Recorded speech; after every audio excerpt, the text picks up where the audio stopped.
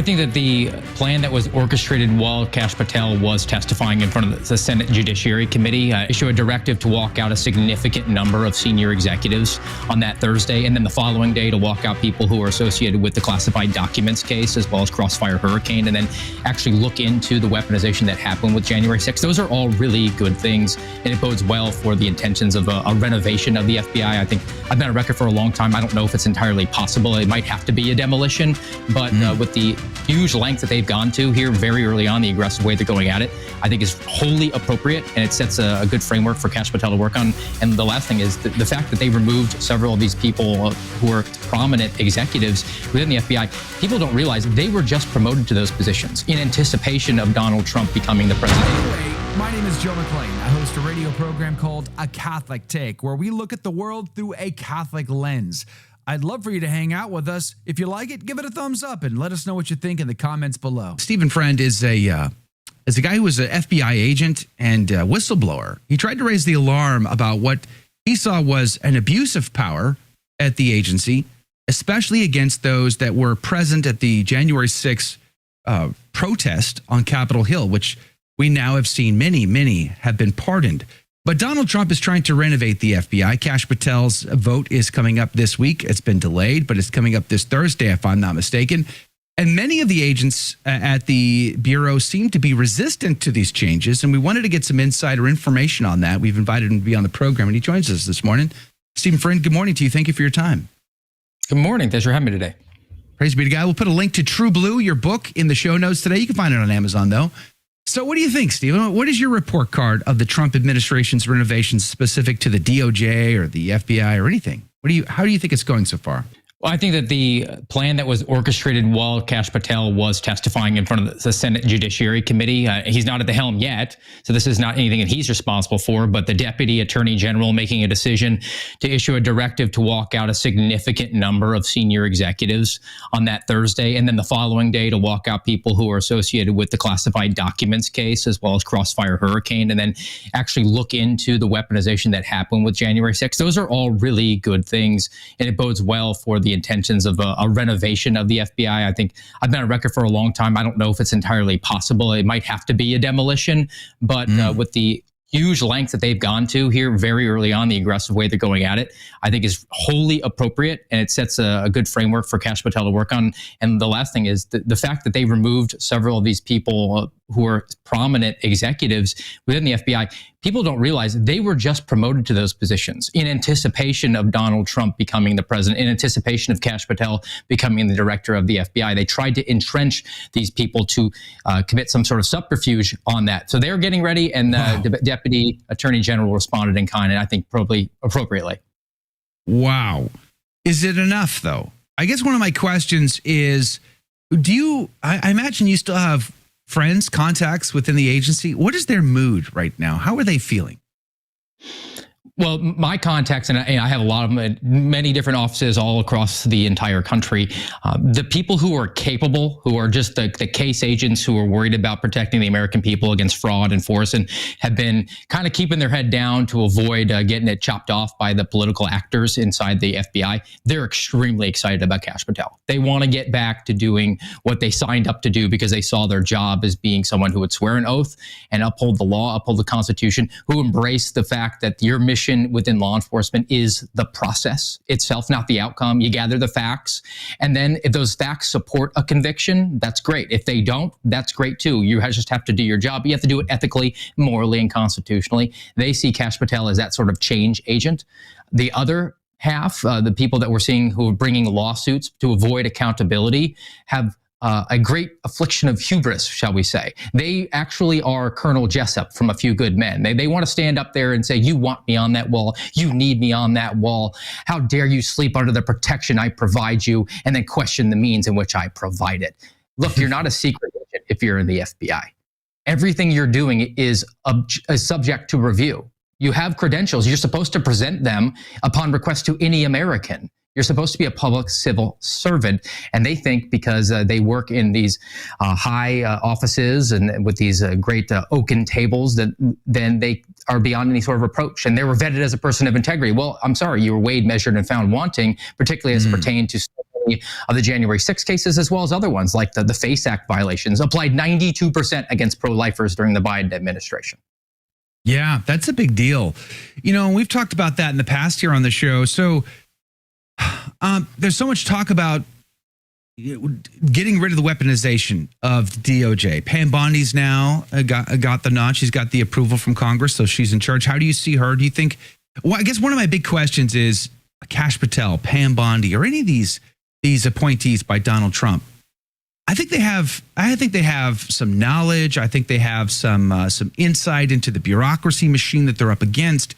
But do they have the fortitude? Do they have the gravitas? Do they have what it takes to truly renovate these departments? Or are they going to get taken to task by the bureaucracy itself? I feel like that was one of the downsides of the first Trump administration. I felt like he walked in a bit naive to the bureaucracy. And I wonder if these people do as well. What would be your assessment of that? I share that same concern with you. I think maybe we're pessimists, or maybe we're just pragmatic and looking at the past as a vessel for looking and projecting into the future. Here's the way that we could possibly be optimistic about it. We had Kash Patel testify to what his mission set would be. And Kash Patel brings a unique experience because he was not just a federal prosecutor, he was actually a defense attorney as well, which is really important because he has that appreciation for the power that's at the fingertips of federal law enforcement. And the pillars that he set up when he testified to the Senate Judiciary Committee were open transparency, working and allowing oversight, which is what we would expect, and getting back to the process and getting refocused on doing the actual mission set. Let's go after violent crime. Let's go after frauds. Let's not make this a politicized operation. I think that that's a reason to be optimistic. And as far as making the changes, these adjustments that happen, these people who were dismissed from work during the testimony gives me a reason to be optimistic about that, because they've clearly accepted or at least embraced the idea that there is going to be a certain amount of subterfuge that is ahead of them. They're not going to allow themselves to be bubble wrapped like Christopher Wray and say, well, I'm not really a leader. I just kind of have oversight. I'm sorry, I don't have that, Senator. I can't comment on that. I don't really have it. Kash Patel is completely aware of that. And Kash Patel actually has the added benefit of my circle advising him on things that we know about. And we would call ourselves the suspendables. We're all suspended FBI whistleblowers who have moles within the agencies that have told us what the plans were to actually throw up roadblocks to what Kash Patel wants. So he's going in with his eyes more open about that. And I think that there is a reason to be optimistic about the character of that man taking the helm as the director of the FBI. Based off of what his testimony was, what his track record is, and then just my personal experience with him. Not many people know this. Kash Patel heads a foundation called Fight with Cash. 2+ years ago, when I was first suspended indefinitely, forever, without pay, Kash Patel found my phone number, contacted me, and said, I run this foundation to support whistleblowers and military veterans. I don't need to know the details, but what you did is the right thing, and my foundation wants to help you and your family through the holidays, pay your medical bills and buy some groceries. And I don't want any credit for that. I don't want you, you don't have to go out there. I don't want you to tout me or my organization. This is just a mission that I have on the side that I believe in. And that's what my organization wants to reach out for you. That's the character of the guy that's going to be at the helm of the FBI. That's pretty cool. That's amazing. Praise be to God for that. Okay, so going back to those that are still in, these agents that are still in the FBI, there's now a class action lawsuit against some of these overtures by the Trump administration by FBI agents. How do we see that? And then I guess, you can't renovate the agency if you don't renovate the academy, because they're indoctrinating the next generation of agents. So how long has that been an issue, and can that be changed? Well, to the lawsuit, a couple of points here. If you really were somebody who was going to use the Nuremberg defense, which is what they're saying, I was just following orders, and I have my issues with that because you're trained to do more than that, to recognize that Auschwitz didn't happen on day one. It was little by little, and you're supposed to recognize it. But if we're going to give them that, and we're going to say, look, it was a lawful investigation, you were just carrying it out properly, you probably wouldn't hire a radical leftist communist as your attorney to do that and make that argument for you. So they've clearly drawn a political line there. And then as just a comical side note, their attorney misspelled the FBI in the lawsuit on the first line, called it the Federal Bureau of Investigations.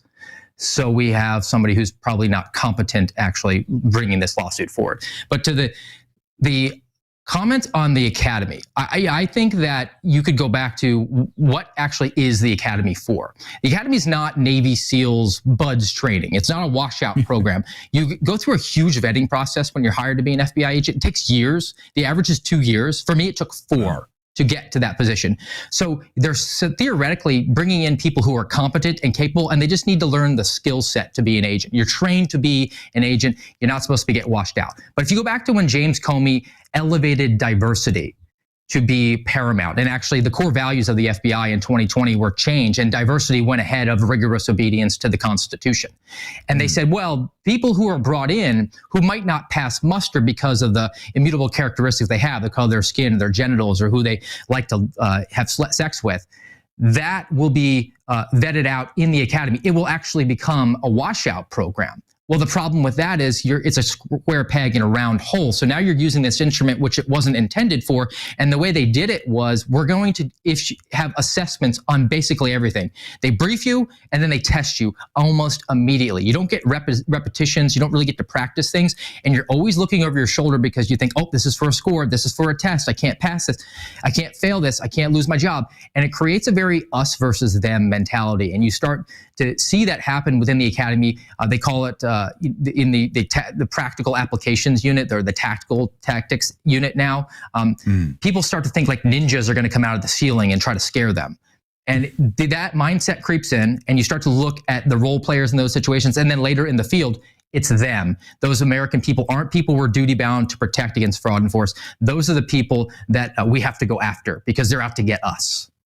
Wow. What about Catholics that are FBI agents such as yourself? Do they feel like they can live their faith authentically and publicly even, or do they feel like they have to kind of keep some of that under wraps? Well, in the last few years, they certainly have had to keep that under wraps, and that's very well documented. In addition to the intelligence report from the Richmond field office that said Catholics who like to attend the Latin Mass, because they have ideology that is pro-life, pro-traditional marriage, pro-Second Amendment, pro-border sovereignty, those make them primed to become anti-government extremists, ergo domestic terrorists.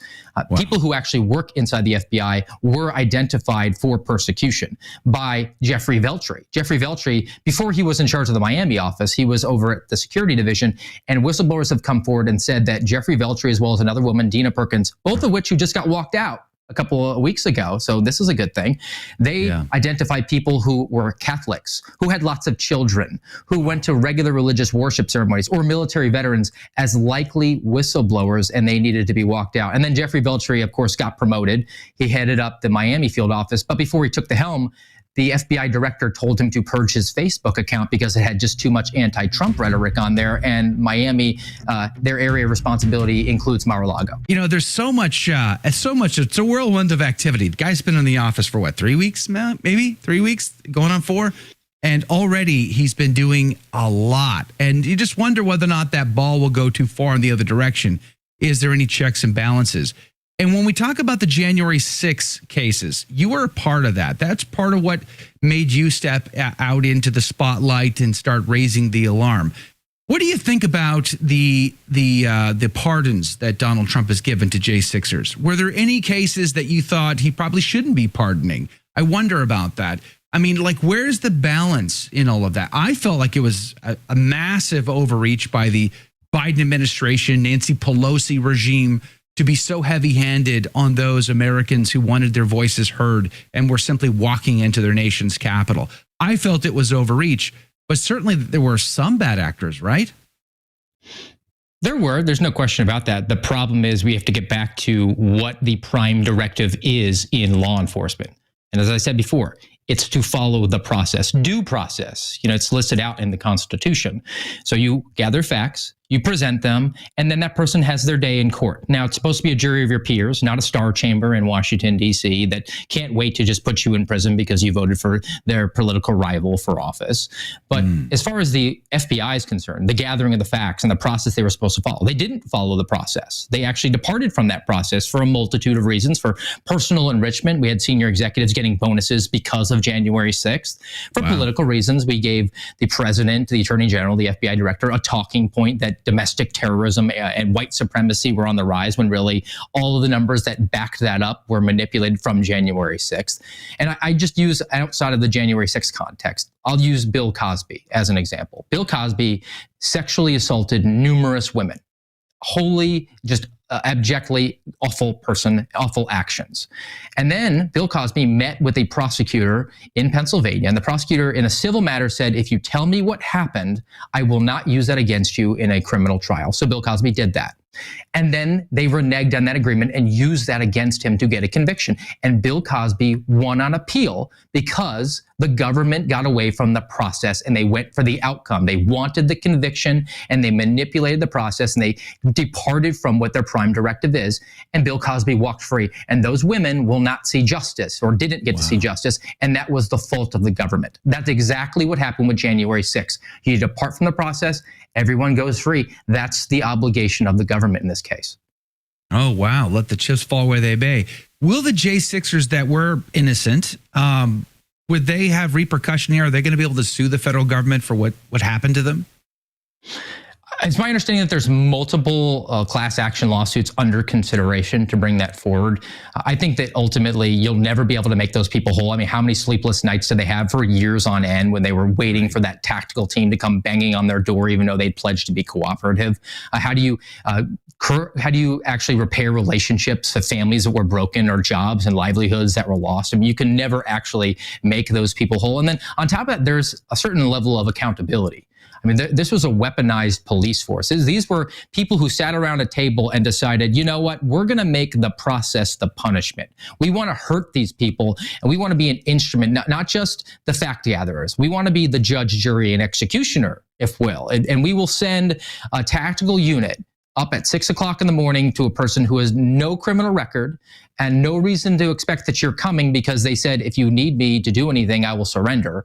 And then we're going to do that at 6 o'clock in the morning, throw flashbangs and cause some post-traumatic stress disorder with the children just to send a message. There needs to be accountability for that. That is a gross misuse of authority. That's a public risk that is supposed to be something that people like myself blew the whistle about. And I mean, I was kind of alone on that one. And there needs to be people who are not just subject to additional training, maybe a demotion, not even just termination. This is a color of law violation. People need to be indicted and charged criminally for what they did.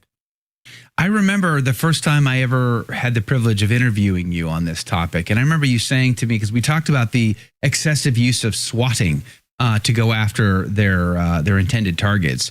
And I remember you saying to me that there's no need for this. We show up to the guy putting gas in his car and we say, hey, we need you to come with us and we need to have a conversation. And it's polite, it's peaceful, it's not crazy. Kids aren't scared to death like what happened to Mark Houck, one early morning in front of his kids.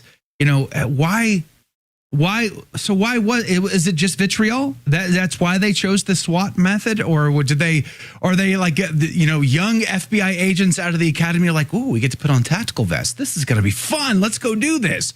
Like, so is it vitriol? What are we talking about? I don't think it's an if or, I think it's an and also. There's a multitude of reasons for it. When you're a hammer, everything sort of looks like a nail. And there's also an element within the FBI that people aren't sort of aware of it. And that is the fact that they do mostly law enforcement cosplay. They're not cops. Most of them are not comfortable carrying a firearm on their hip. They show up at the office, and if they actually have the gun on their hip, they put it in a drawer. They don't want to be burdened with that on them all day long inside of a very safe office. So there's a mentality that has crept in. It's even in the software. When you're looking at a case in the FBI's system, it's called Sentinel. It doesn't call you the case agent. It calls you the case manager. And what does a manager do? Well, they move chess pieces around the board. So if we need evidence gathered, we send the evidence team. If we need financial analysis, we send it over to a financial analyst to do that. If we need some sort of scientific analysis done, we send it over to the lab. And when it comes time to make an arrest, that sounds like it could be dangerous. I'll send the SWAT team to go do that. And they do. And the FBI has written its matrix. It's basically a decision tree to use SWAT incredibly broadly. So they have the ability to send SWAT for, they believe there's a large dog at the house. Or we believe the person might have a firearm. And even though they're not a convicted felon and they're totally constitutionally allowed to own a firearm in America, allegedly the land of the free, that's enough to send a SWAT team. And then executives are going to brief that up. And it briefs really well. Look, this was a domestic terrorist. Of course, we sent the SWAT team to go get them. They don't want to be the special agent in charge of an office that calls up the Hoover building and says, I just sent a team of agents over there. Or we interdicted him on his way to work when he was stopped at the gas station. Or, we called his lawyer. He's represented, and we called the lawyer and told him, hey, you got to surrender. You got to surrender by tomorrow at 9 o'clock in the morning. And if you don't, we'll have to put a warrant out for your arrest. And you don't want that to happen because that could be embarrassing and that could be inconvenient for you. Those sorts of considerations weren't done because they wanted to send a message so many times. Well, what did we do? We pardoned the J6 committee. They apparently destroyed evidence in the process.